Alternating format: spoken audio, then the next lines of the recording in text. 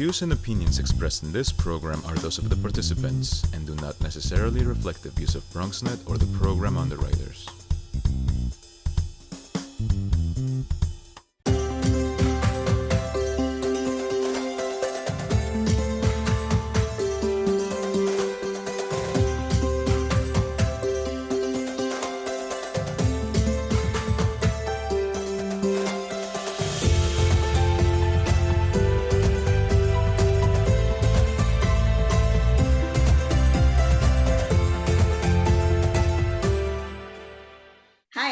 Welcome back to another episode of Meetings of the Minds in partnership with BronxNet Television. As you all know, these segments were born at the height of the 2020 COVID-19 pandemic. It was important and necessary for us to find ways to keep our members connected. So now that the world is opening up again, what do? Why not keep it, right? It's still important for us to share resources with each other and, more importantly, what we're doing to overcome these challenges and how we can all help. If you are not yet a member of the New York City Hispanic Chamber of Commerce, it's super simple.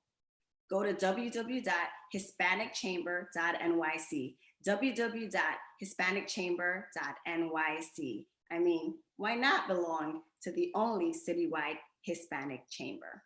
Today, I have the pleasure of introducing John Horton, who is the head of public engagement at DoorDash. He oversees a team focused on engaging communities across the country in support of Dashers, small businesses, consumers, and third-party partners.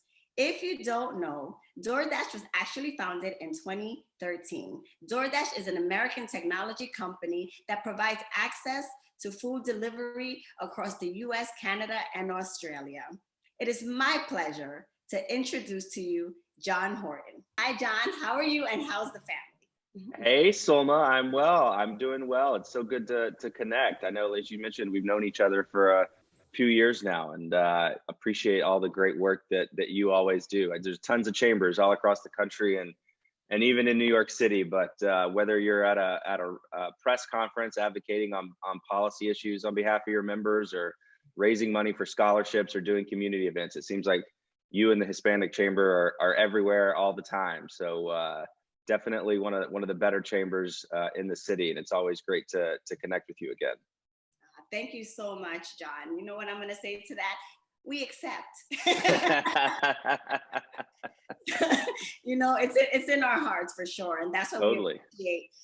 We appreciate you and all the work that you've been doing. You know, you've come at a very unprecedented times, right? Like COVID-19 has been like historically not great for small businesses, right? Or New Yorkers. Totally. How has DoorDash responded to help its restaurant partners?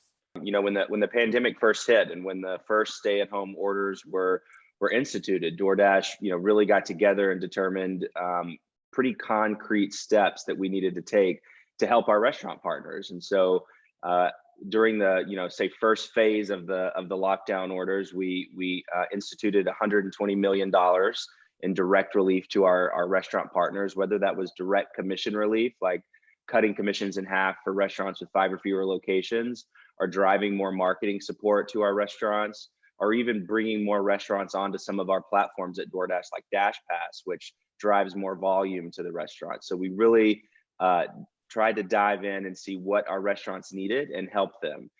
Even beyond that, though, as you mentioned, some cities and states are starting to reopen. I know New York City is starting to reopen.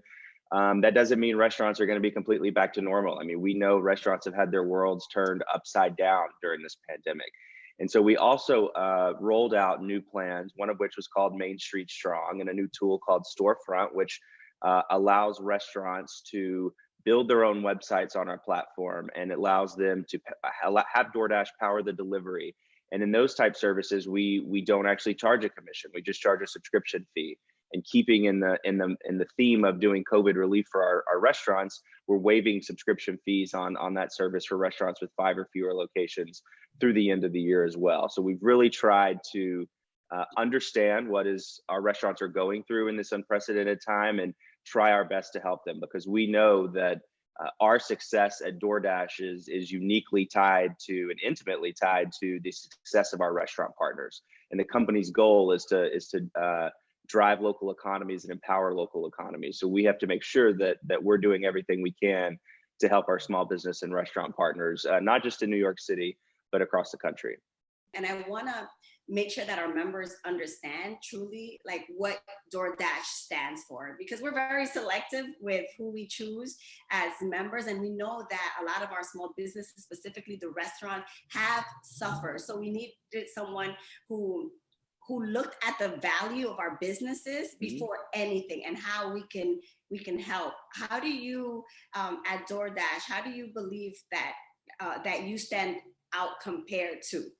I think it's restaurants first, right? I mean, it's like I said, we have a intimate relationship and unique relationship with our restaurant partners, and the goal of the company is to empower restaurants. And so, not just regular restaurants, though. We also know the pandemic, multiple studies have shown that 40+% of Black-owned restaurants were closed. Over half are at risk of permanently closing. Similar, and that's just compared to say 17% of white-owned restaurants. Those numbers are similar in the Latino community as well, with Latino-owned restaurants. So we've really also taken concrete steps to help those restaurants in our communities of color, whether it was standing up a filter within the app, both on DoorDash and Caviar, that let participating restaurants be filtered as Black-owned, so customers can search Black-owned restaurants. And just in June alone, we saw a 275% increase in searches for Black-owned restaurants on the platform, or whether it was instituting $0 delivery fees on the consumer side to drive more volume to the participating restaurants in this program. And another big issue that we saw, I guess you could say, is when we were searching about how can we help our Black-owned restaurants and our restaurants from communities of color, we found that when it comes to accessing capital, 60% of white-owned businesses and restaurants are typically approved by the big banks for loans. That number's around 50% for Latino-owned restaurants and only 29% for Black-owned restaurants. So we partnered with a global nonprofit called Kiva, whose mission is to empower communities of color through financial access, and seeded a loan fund for our participating restaurants where we would match loans to these restaurants. So we've really tried to take several meaningful and concrete steps to get all of our restaurant partners through this pandemic, but particularly the ones that we know have been the hardest hit. And in addition to that, one of the programs we've had here at DoorDash for a while now and is incredibly successful, and I know one that we're very proud of, is our Kitchens Without Borders initiative. Our CEO, Tony Shu, is an immigrant, and we have a rich immigrant history here at DoorDash. And so, a year or so ago, or 2 years ago, we stood up Kitchens Without Borders, which empowers our immigrant and refugee-owned restaurant owners. And we have a website for them. And I think we have around 90+ countries represented in the Kitchens Without Borders program. And the same filters that we instituted for the Black-owned restaurants apply as well to that program. So we've really tried to support our restaurants from all walks of life, from all backgrounds, from all socioeconomic backgrounds, and really empower them, not only in normal times, but particularly in the age of COVID. Thank you so much for recognizing the fact that the restaurant owners, have families to feed, and they're also human, and they're all, they all need to rise above this. And with companies like yours really helping them and understanding them and meeting them where they are and just giving them a hand up, that is a company that operates with true integrity. Let's shift gears and talk to me about the Dashers, right? Yes. The Dashers, they're everywhere. So, and I obviously have the DoorDash app, so they're also very cordial, on time. Like, the communication is extremely effective between us and the Dashers. I mean, it's great. Yeah, thank you for asking that question. I mean, just as our restaurant partners are vital, our Dasher partners are vital as well, particularly in the age of COVID. I mean, we've seen not only in New York, but across the country that they, truly are essential workers in these times. And one thing I like to do when we're talking about our Dashers is just really break down who our Dashers are. On average, our Dashers only dash 4 hours a week. So truly, they use it for this flexible earning opportunity. 80% already have a primary occupation. 75% of our Dashers already have some form of health insurance through other occupations. More than almost half identify as non-white. 20% identify as Black, and 14% Latino. One really unique number that's always stood out to me when working with our Dashers is that 1 in 5 identifies as single parent. So as you can see, I mean, it truly is a incredibly diverse group of people from all walks of life, all socioeconomic backgrounds, all across the city that are dashing. And in the age of COVID, with to my point I made earlier about them being essential workers, I mean, they truly are providing access to delivery to the homebound, to the elderly, to the immunocompromised. So they're really performing a critical service in these times. And even with that, I mean, our average hourly active Dasher pay right now is around $23 an hour nationally. It's closer to 28, 29, or even 30 sometimes in the boroughs and around the city. So we really have to make sure that we protect our Dashers, that they have the tools they need, and especially in the age of COVID. So when COVID hit, similar to what the actions we took with our restaurant partners, when the first stay-at-home orders were issued, we immediately provided personal protective equipment to our Dashers, instituted no contact delivery to try to protect them when they were out making deliveries, provided 2 weeks of financial assistance to Dashers that either tested positive or presumably tested positive. We set up a telehealth medicine program for our Dashers, so Dashers can access telemedicine visits for as low as $4. So similar to our restaurant efforts to support our restaurant community in the age of COVID, we've tried to take really concrete and similar steps with our Dashers. And to your point, it's every time I meet a Dasher as well, they're some of the most friendly, on time, just like you said, but you can tell they really enjoy dashing, which makes our lives happy, and it makes, I know, the community happy as well.